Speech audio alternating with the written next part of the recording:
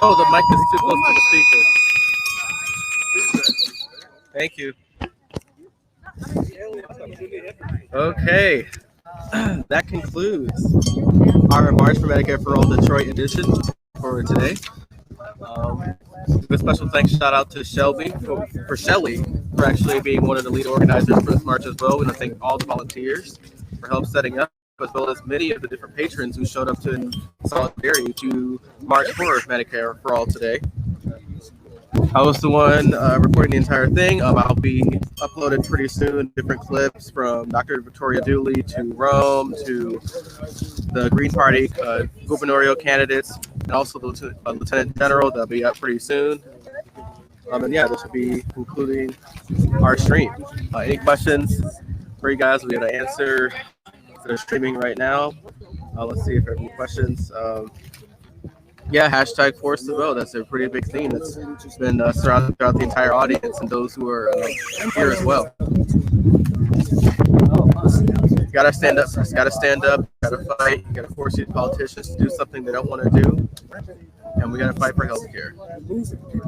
Yeah, thanks for sharing. Thank you. Always, anytime. Thanks, Robin. Robin says, I love y'all for taking the time and energy to get out here and fight always. That's what it's all about, you know, staying in solidarity with people, regardless of political ideology, stand up for really a healthcare issue. So everyone has universal healthcare, so individuals don't have to die, and also die because they can't afford medicine. So this is something that we need to advocate for. Looks like Mike Davis. Thank you. I appreciate it. So unfortunately, Dr. Abdul wasn't able to make it for this march. So he had something that came up. So we do want to send our really support with him, and we know he would support us in spirit. He's a great guy. So so we're appreciative that he even really signed up for the march. So we're happy about that. Yeah, so thanks, Robin. Nesha says she appreciates us all. Thank you. That's what we do. Not only for Hampton Olympics Network, but we also want to give a good shout out to Savage Joy for being one of the big national organizers for the March for Medicare for All movement that's been going across the country. Make sure to check out also two different marches that we at Fred Hampton Leftists are doing over not only in Boston, but check out the one in Orlando that happened earlier today. All of this stuff on the Fred Hampton Leftists Network on YouTube. So you can check that out as well. I'll be talking with you guys until we get ready to wrap up. We would love to take any questions that you guys may have.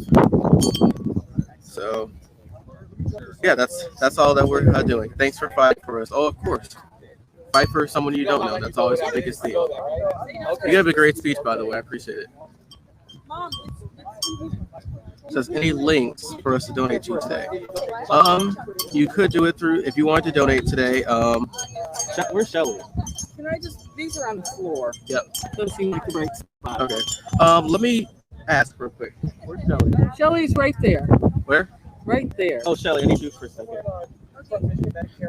Yeah, so we're about the donation. So we'll see if there's a link for that, and we'll see who we could talk to get that done. So I'm actually going to talk to Shelley right now. She'll talk to you as well on the screen right now to really talk about how you could donate not only to a future Detroit march, but also for the National Picture too, so they can have the funds to go out and get locations. They could do everything in terms of mics, all that type of stuff for the marches. So those who want to support, hang on for a second. She's pretty busy right now talking to other marchees, giving them multiple information about what's going on. We have Rome right now here. Rome, what you got to say? Come on. Get this chair. Get this chair right here. So we got Rome over here. Fred Hampton Leftists. This is the first time me and Rome are here in flesh, in the same person. How you doing, poppin', Rome? man? What's up? Man, tired in the mother freak. I'm sweating in this. Yeah, so everybody here, I was reading the comments. They loved your speech, man. They loved your intro. They loved when you were closing it out. What you got to say to our FHL family that's watching right now and to those who are supporting the march? Man, good looking for watching. Good looking for sharing. Like, man, I totally freestyled that whole fucking thing because we didn't have a podium, so I couldn't bring paper, and I didn't want to hold a laptop and look like an asshole. So I just came from the heart. Hope I didn't mess up too much. Play this, but man, it was a good turnout. Besides what the naysayers said, ain't nobody come out and get hurt. Dr. Dooley came out, said her little speech. You know, so damn it, what the fuck? Yeah, thanks for hanging in here with you guys with the audio. Oh damn, you got that shit tight, Man, What kind of shirt is this? I think it's straight. Woo. Yeah, so thanks for tuning in, guys. Thanks for hanging out with the audio. We're doing the best we can here. Hey, what's up? She wants me to hold these in front of the camera. Oh, stand behind us. Okay. Do you have anything you want to say to our Fred Hampton Leftist audience right here? Me? Yeah, Keep going, even if it's hard. right on. Oh, what is this That's for? what she By the way? said. This is for the petition in the center, the merch store on my right, and to donate to website. Okay, so what this young lady has behind you, we'll try to get out the way. She has the QR code for the merch store. So if you want to buy Medicare for All merch in terms of shirts, hats, buttons, all that type of jizz, you can go online, taking a picture of this, and go and check that out. You also have a QR code for donations, so if you want to donate to future marches as well, and also donate for Medicare for All nationally or to support the city, we greatly appreciate it. This stuff does take some effort. It does take funds to really set stuff up like this. So it'll be really helpful and would ease the burden on many different people. I just want this. No, that's all. That's it. Thank you. Petition. Oh yeah, also the QR code for the petition. So if you want to sign, if you want to go online and sign the petition for Medicare for All, you can go on there, put your name, put a statement. So check all that stuff out. I believe it's marchformedicareforall.org. Right? There's 46,000 already. 4,600. Okay, there's 4,600 signatures already. You can check that out at marchformedicareforall.org. So check that out. Thank you. So Rome, you gave a really impactful speech right from the jump. You said it was right from the heart because you actually lost your script you were going to give today.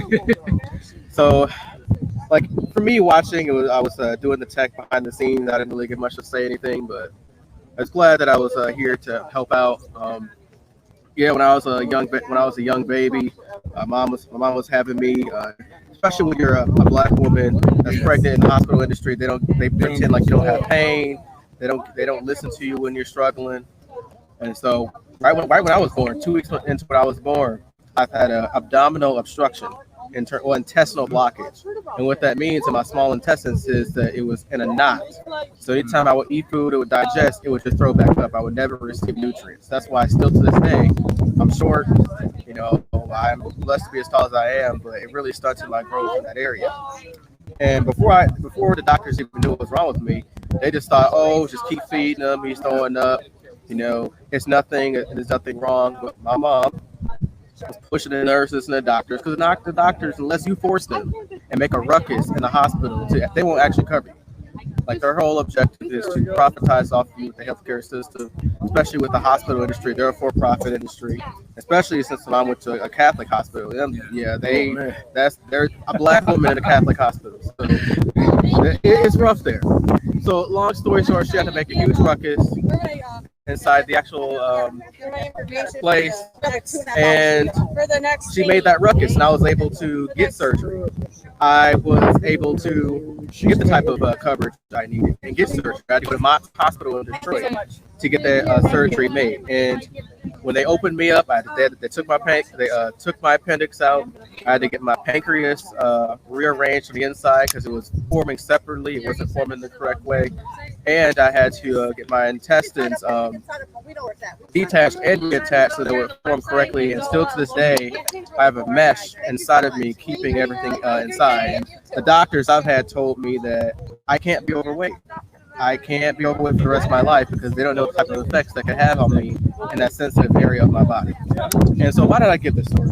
I gave this story because I was fortunate enough, due to my mom being a black nurse working for the hospital industry, to have adequate health care. But it still costs a whole lot of money, whole lot of medical debt, whole lot of loans you got to take out. Now imagine somebody like me whose parents didn't have the type of health care coverage. They would still be in huge amounts of debt and extremely poor.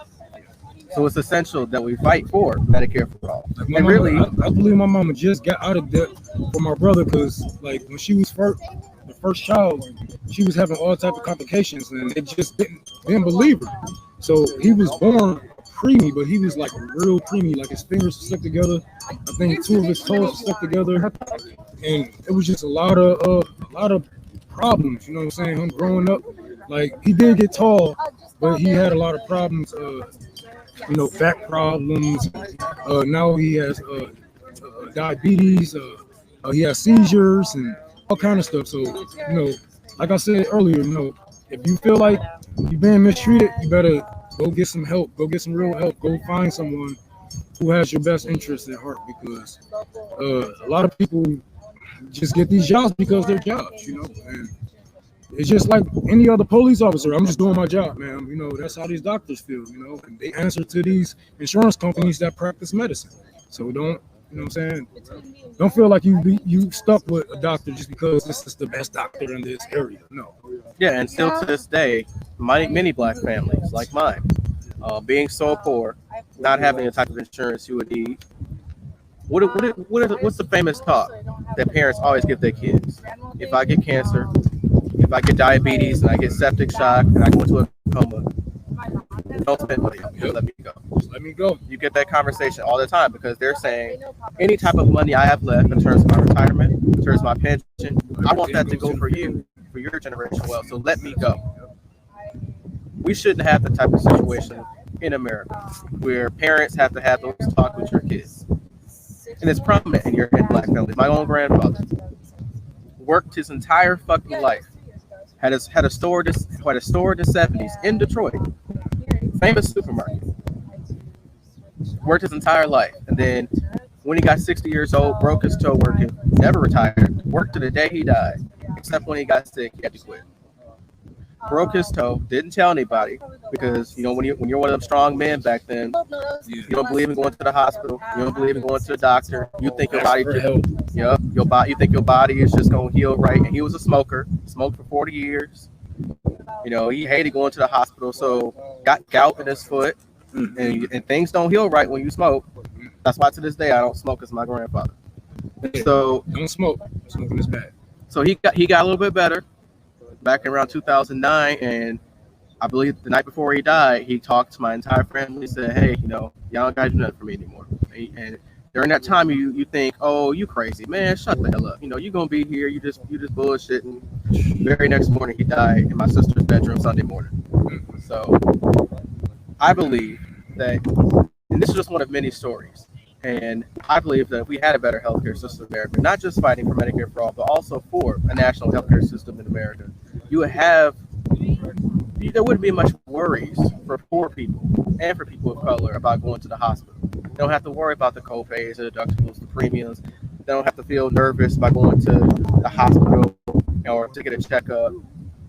It would make it better for everybody. So I just wanted to share that story because it's one of many stories we see here today. That was powerful, man. Sorry about your OGs. Shit. That's how it goes, man. That's how it goes. I remember my grandma saying the same shit when she died of cancer. Like, all the money I got, put it on my funeral. That's all I got left is a couple of thousand, put it on my funeral. I'm about to pass. I'm like, no, grandma. And she passed away. It's like, it sucks, man, because half of these diseases that people die from or, don't go to the hospital for, it's treatable, it's treatable. But this system that we're living in, it just makes it hard for people like us to go get the care. You know what I'm saying? So I know, like I said earlier, we fight for the same shit that our grandfathers was, but we're gonna have results. We're gonna get results because we know who the enemy is. We know who to fight. We know Big Pharma is behind this, and all these mirrors behind this march, and any future march that there will be. We know who our enemies is, and we're gonna stay focused, locked on target. Locked on target. We're gonna stay out here on the streets where it matters, where you're gonna get the people. You know what I'm saying? Like, yes, it's good to have some type of internet following, yes, but they can always shut you down. So get out here and talk to your neighbors. Talk to the people that aren't your neighbors. Go to different communities if your neighbors don't identify with you politically or any ideology. So you just gotta go talk and don't be afraid. You know what I'm saying? Don't think I mean, yeah, it is a scary world, but shit, YOLO. Yeah. Make sure to get out of your left bubble. And what I mean by that is that when you're in the left bubble, sometimes you feel that the way you talk to people, the way your policies come off, is going to be the direct same to everybody else. It's not. Like, I even have right wingers in my family, conservative Democrats, conservatives, liberals. When you practice your talking points on them, and you can kind of change it in ways to get them to think about something different, you can talk to anybody. And Ron was right about not just being an online person. Online is great. Don't get me wrong. It can connect. You can have ways to connect with people. But you know these social media companies, they'll be taking you down, and then you become disconnected. You lose all your following. You lose your connections. So when you can, it's important to just show your face. Some people just want to see your face because it shows that you care. That's all it is. And you don't even got to speak. Like me, I didn't go out and speak today. I helped set up. I helped bring stuff out. You did more than me. So do that. Like, there's ways you can help. You don't have to. You can speak. You can help set things up. Finally meet you. Oh, do you want to say a few words? Huh? We want to say a few words. We're live right now. You want to say a few words? Well, I wasn't going to say I'm normally behind the camera. Oh, you right now? Yeah, sure. Go ahead. All right, I'm normally behind the camera. I was supposed to cover this in Washington, D.C. I was asked to cover this in Washington, D.C. That's where I operate. That's where I talk to folks, people in the streets. But I came out here to Detroit, Michigan. I got family who lives in Flint. And I'm actually really happy I came out here because D.C. is going to be covered. But this is happening all around the country. And we got to capture everything that's happening. So it's beautiful. I know Rome on Twitter now. I get to meet him in person, get to meet a lot of beautiful people out here fighting for it. And that's what we need. We need universal health care. And I just want to say right over there, we see where my hand is. Across that river is another country. Across that river, just across that river. And they got Medicare for all. And I can't understand why they could take care of their people, or how embarrassing it is that you have to go across that river to get some health care that could save your life. My mother passed of cancer. Okay, so this is personal to me. I saw the healthcare system in action. Okay, my wife almost died. This is personal to me. It's not like just theoretical. It's not just political. If you got to ask yourself, go across the river to get some real healthcare, something seriously wrong. And I appreciate that everybody here is handling that. Well said, man. Well said. That's very powerful. Thank you for coming out, man. You're right now. You're on Fred Hampton Leftist Network on YouTube. Check this out. We want to appreciate you for giving that speech, man, because there's many stories like yours that we experience, and no way you should go to another country to get health care. So thank you for that. We love you too, Robin. You want to have a few words? I don't know. I think I'm running out. I'm gonna do this interview real quick. Okay, go ahead. Sure. Sure, have a seat. Sure, have a seat. All right, what's your name? George. George. Nice to meet you, George. Right now, you're live with us on Fred Hampton Leftist Network on YouTube. So, how did you feel about this march today, and what inspired you to come here today? Well, I'm glad to see it happening. I think healthcare is essential. It's an essential life support resource, and it should be available to every human. And I think that our problem, we can't solve one problem by itself. We got to solve the shelter problem, education problem, as well as the healthcare problem. We got to solve the global. We have to connect ourselves with people who think the way we do about how we should do something.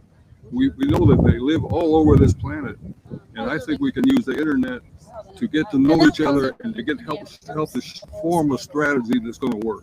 Because really, this is a mind over muscle argument. We're not going to come up with our muscle and try to throw anybody over. That's not what we want to do. We want to have enough people understand that when they say, all right, get on the phone, do whatever, they can put pressure on an individual and the other that's causing some problems, or someone that's not ready yet to give way to the fact that we need all this for everyone. Just a powerful. Oh, sorry. Thank you. Oh, thank you. Thank you for those words there. Oh, you're good. We're still live, but I think you may blew some of people's earbuds out. Sorry. Oh, you're good. Do you have any few words to say since you're one of the lead organizers for the Detroit March? And we would love to for a little private interview here. Yeah, I think it won't. Using my podcasting skills to the test here. So right here we have. Are you sure you don't want to go first? Oh, who you want? You want to go? Yeah. Come on, let's go. I'll go with you. Come on. What's your name? What's your name? My name is Malty. Maltese. We have Maltese and Shelley here. Hi. We have both nice ladies here. What was your feels? How did you feel about this march today, Maltese? And what inspired you to be here? Well, what inspired me to be here is just that this is a fight that isn't negotiable, in my opinion. Like, our lives are not negotiable, especially with how many get lost due to the fact that Medicare for all is not a reality at all. And I think this was so beautiful. I loved hearing all the different perspectives and, like, genuinely just sitting back and being able to hear how these people think. And these are my peers that help with this movement, so it's very cool. Thank you for that, Shelley. Since you're one of the lead organizers of this march, how did you feel today's march went? Seeing so many beautiful human beings coming out, not only to support, but really to give amazing speeches. And how do you feel this went? I'm in awe. I'm in awe by their humanity. I'm in awe by their beautiful tales that they told. And I'm just very appreciative to every person that came out and every person that is watching to just be in spirit and in solidarity for Medicare for all. Perfectly well said there. For me, this was actually a great experience. Listening to so many different passionate speakers, but meeting so many different people. We had one lady who came from Indiana because there wasn't a march in her state, and she traveled for a long while. And it was actually very inspirational. You probably heard her a lot. She's actually the one who gave many different passionate speeches about what's going on. So, Maltese, what are your thoughts on really Congress right now and how so many different progressive politicians in the House, even Senator Bernie Sanders, who was a huge champion of Medicare for all back in 2016 until now, there's silence on really the marches that are going across the country. So what are your thoughts on that? And also, what are your thoughts on really the Green Party as well as DSA and many different leftist organizations that are in support of this? Well, I would say that it's pretty sad because obviously, as the voting population, there was the idea that they would be different from the same, but Congress turns people into robots, it seems, that all follow the same path because at the end of the day, they're not going to speak up for us, especially about our lives and something as controversial as Medicare for all. So I would say that it's important to just funnel our energy more into these leftist groups and like this particular group there's just so much effort and energy that should be put into that instead of like our Democratic Party. They are not. They're the same people, just with different ideas. And I would say that it's not about Congress anymore. It's about us being heard enough that their votes don't matter. We can be finally heard as people that are dealing with it. Congress doesn't deal with the issues that they're trying to fix. We do. So I would say just finally Exactly. That's actually what this is all about. A lot of these marches too, they're not just about advocating for the policy, but it's also good for networking in terms of organizing. So if there's many other different policy proposals that are in the leftist umbrella, in the progressive umbrella, like reparations, like Medicare for all, like a Green New Deal, like a $15 minimum wage, or even 20, 25, depending on your state. It's important to meet different types of people so you can make these types of connections. And so it's also important for people like me who do a podcast to really come out not only in support, but to really live stream for everyone so they can see what's going on, especially in the age of technology. I think it's very beneficial to show many different speakers because you never know who's going to see it online. You never know who is going to be inspired from it. So it's important to really talk about that as well. Well, like I'm from across the country. I live in California, and all of the people I've met today feel similarly to me. So it's not about like where you are and what you believe in specifically in the sense of like, oh, I'm a part of this party or that, but it shows that at the ground level we all have very similar beliefs, especially when it comes to like our well-being and each other's well-being. So I would say that using the internet as a way to just show like see we all do feel similarly, and we all do deserve this, is an amazing way to build this strength. Because once we have enough strength, this will be a fight that will be possible. Perfectly. And it was proof by today. Perfectly well said. I do want to thank the audience for dealing with these technical issues. I'm actually live streaming from my cell phone from like the cellular hotspot Wi-Fi. So apparently when you're using it long enough, it goes in and out. So I will edit out the blank screens and then re-upload it for you guys. Shelley, can you give some last couple of words for the stream for you guys? Truly to close out, because we do have to go. It's going to be raining soon, but let's give Shelley's last words. All right, I'll be really quick. Everybody, if you can, go to M4M4A.org, volunteer, donate, but more importantly, above all, sign the petition for Medicare for all. Okay, we got down, folks. I got to go, but love you guys. All right, bye, guys. We got to try to run before it rains. So thank you for watching tonight, and this has been the Fred Hampton Leftist Network. Thank you for watching and supporting the Medicare for All March in Detroit, and we are signing out. Bye, guys.